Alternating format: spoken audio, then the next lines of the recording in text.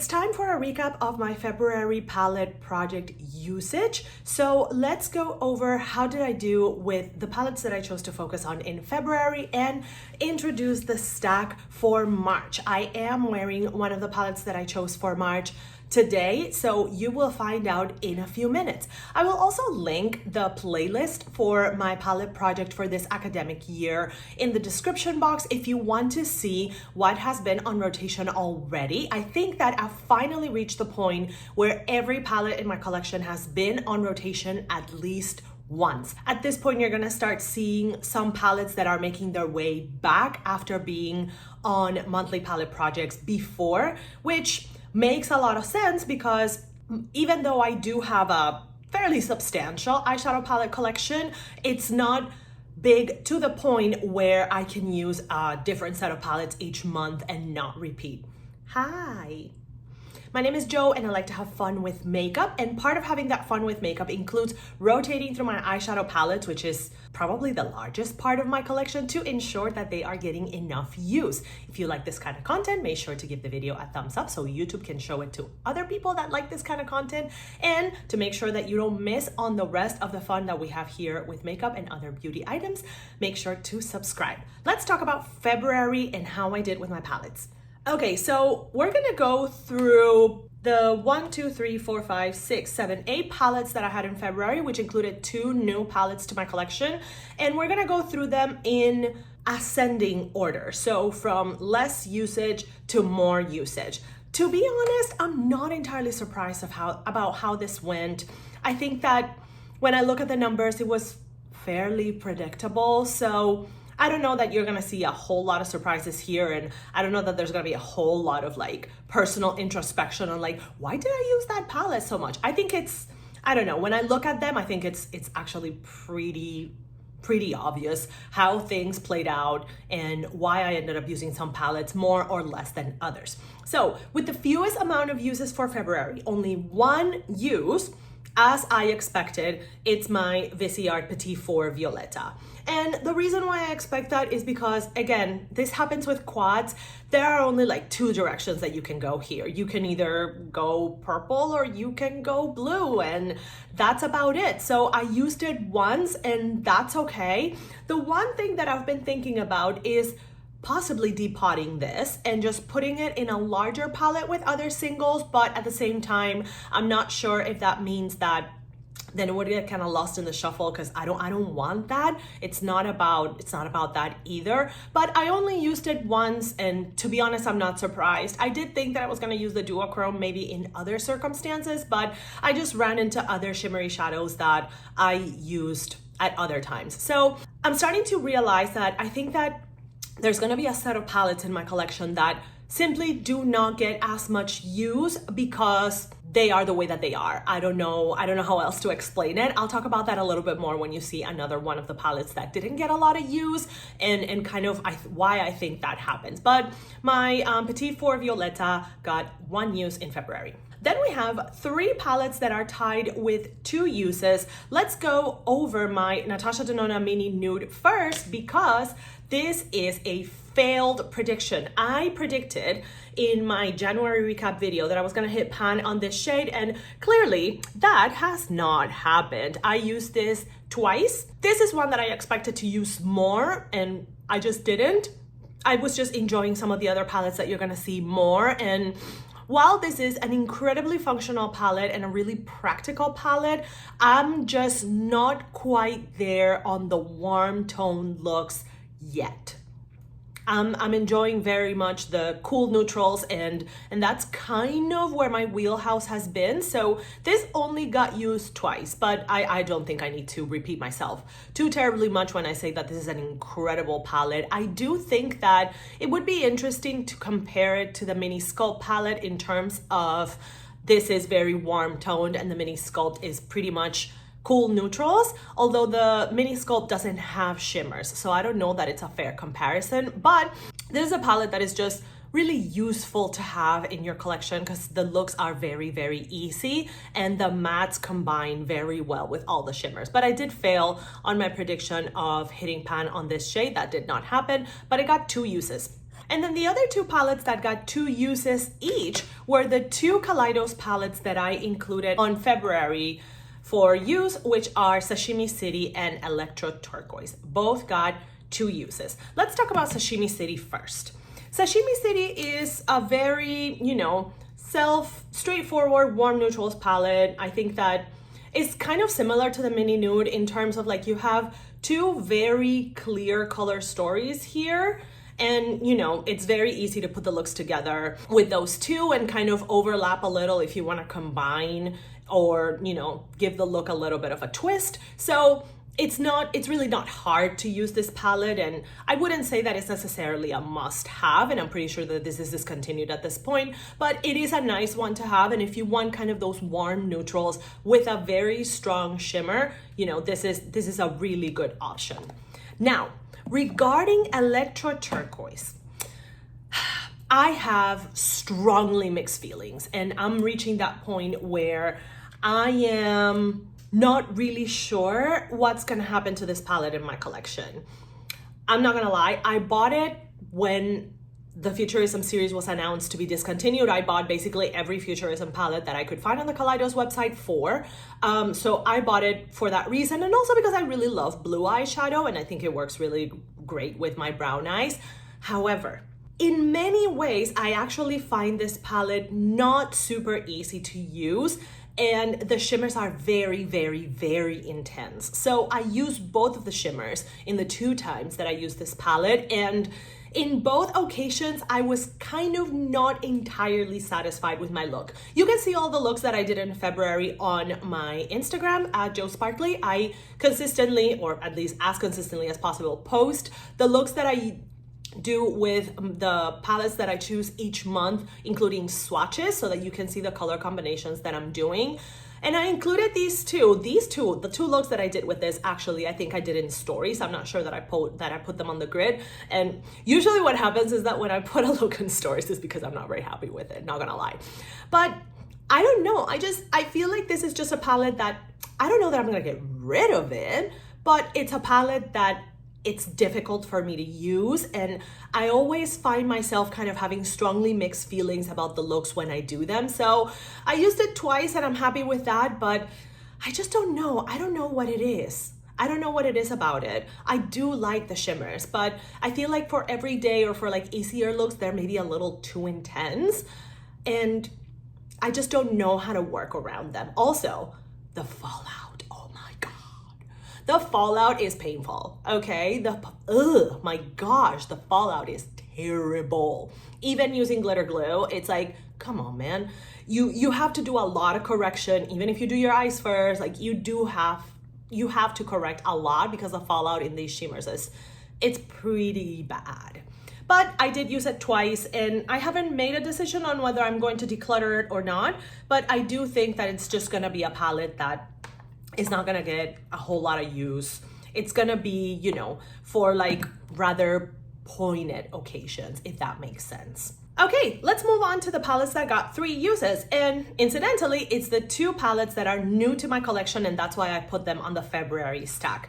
Both of these palettes came in my Beautylish Lucky Bag this year. So I used them both, or I used them each 3 times. First off, we have the Viseart London and Trois palette.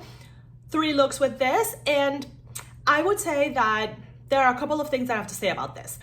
Here are a couple of things that I noticed right off the bat. Number 1, the colors in the pan are kind of different from what you see in the box. This is much darker in the pans than it is in the box. And then the other thing that I noticed is that even with this light shade, which for me, it's a lid setting shade kind of transition. Even with that, it's kind of hard to take the shades down a notch and not make them as intense. So I don't know, this is one that I have to kind of play around a little bit more. I did use this shade as a companion to other shades in another palette that I'll show you in a little bit. So maybe that's the way that this will work best. I mean, it is a small palette after all, and the shimmers are kind of dark ones. They're more satin shades than shimmers. So it does make for kind of like intense looks, kind of dark ones, but rather grungy ones, which is great and has its moment, but you do need to bring some lighter reinforcements if you want to kind of modulate a little bit, but it is, you know, the great Viseart quality. This one does have quite a bit of kick up, so keep that in mind. But overall, you know, I am very happy with the quality and with the looks that I did with it. I just kind of wish that like this brown was a little lighter, and yeah, I wish this brown was a little lighter. I think that's it. I wish this brown was a little lighter, and maybe that purple, I wish it was a little lighter. But I did get 3 uses out of it, and I'm very happy with that. I did use every shade in the palette. And then the other one that I used 3 times, and is again my other new palette that I got in my Beautylish Lucky Bag this year, is Natasha Denona Rocha.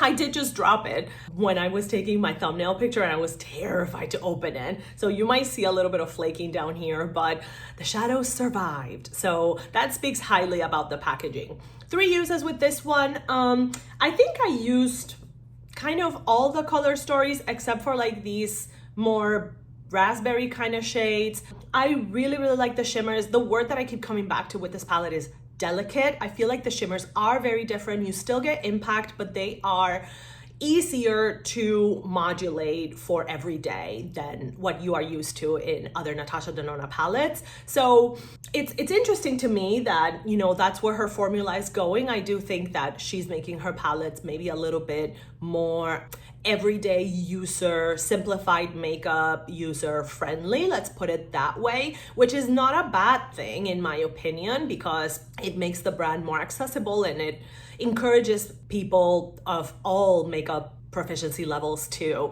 give her formula a go. And I personally think that her formula is quite possibly the best in the market overall, as far as like mattes, shimmers, satins, etc. The chromes are not quite there yet. Indie brands do chromes much better, like duo and multi-chromes, but I do think that it's a beautiful palette, and it's not the last time that I'll use it. I see myself putting it in one of the palette projects later in the spring, because I do think that even though it has some dark colors here, I do think that some of those pinks are very spring friendly, and I would very much like to use them. Thinking maybe in May it will come back, but it is a great palette. I think that the Natasha quality remains. If anything, it's even better and even easier to work with than her old formulas. So 3 uses for Natasha Denona Rocha.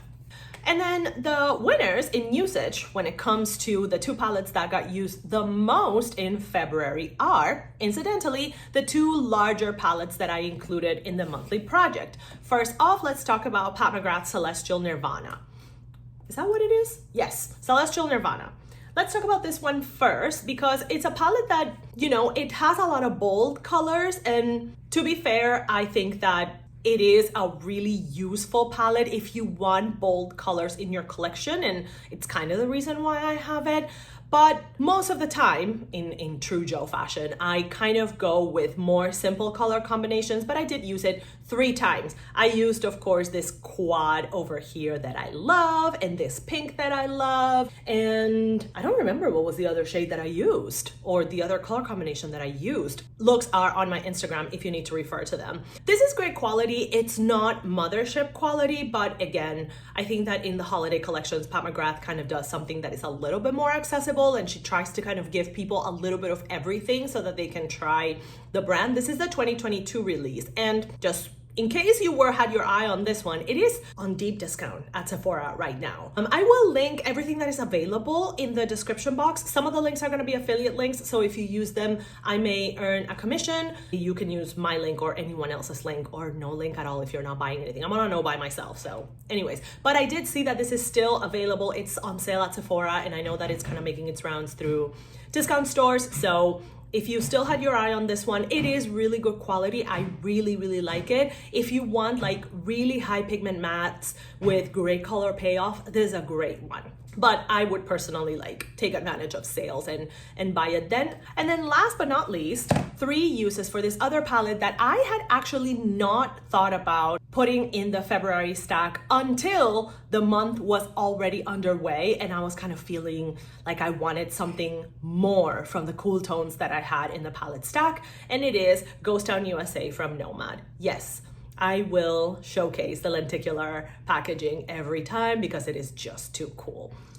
I hadn't used this palette since I put it in my October project, and I was like, okay, not fair. It needs to be used more. I did use the greens finally, and I was very, very happy with my look because the greens actually blend really well and pair really well kind of with both warm and cool tones.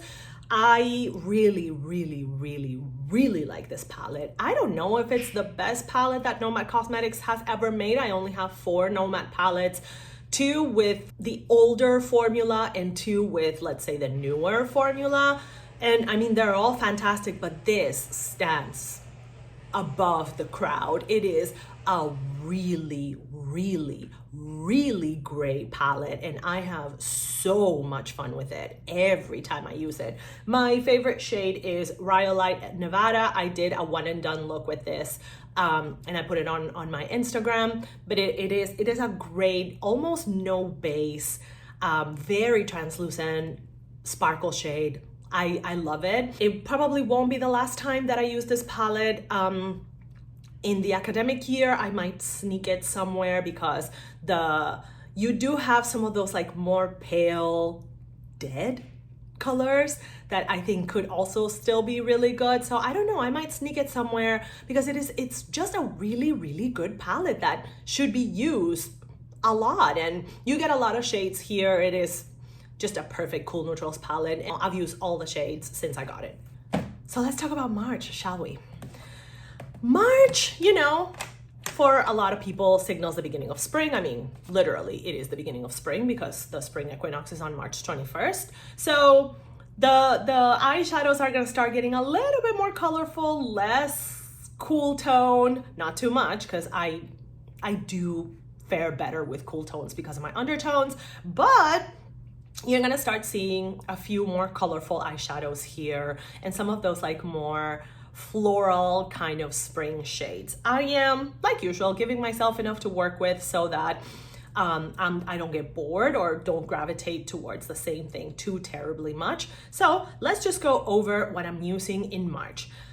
First off, I'm gonna put this Pat McGrath 5-pound palette in, which is the Nude Allure. I think this was also from her 2022 release because, I mean, look at these shades. They're just easy. And if I'm in a position where I just don't want to fuss too much with my makeup, these are just very easy to just smack in your eyes and just get it done. The shimmers are great quality, softer than what you would find in a Mothership, but very high shine. So this is going in. I'm also including from Pat McGrath the Bronze Borealis Quad. Again, soft, warm neutrals that are really easy to put together and will give you kind of like a soft everyday look. I really like the quad. I think that the shimmers could be better, but they still perform really well. They're just not as high shine as other shimmer shadows from Pat McGrath. So this is going in. I'm also including my ColourPop The Child palette, mostly so that I can give some of the brighter greens a little bit more use and just see how that gold fares this month. I'm curious to use it because it does have a little bit of green in it as well. So more muted greens, but I'm gonna try to give it a little bit more use because this is another one of those palettes that I have strongly mixed feelings about. So ColourPop The Child also in for this month.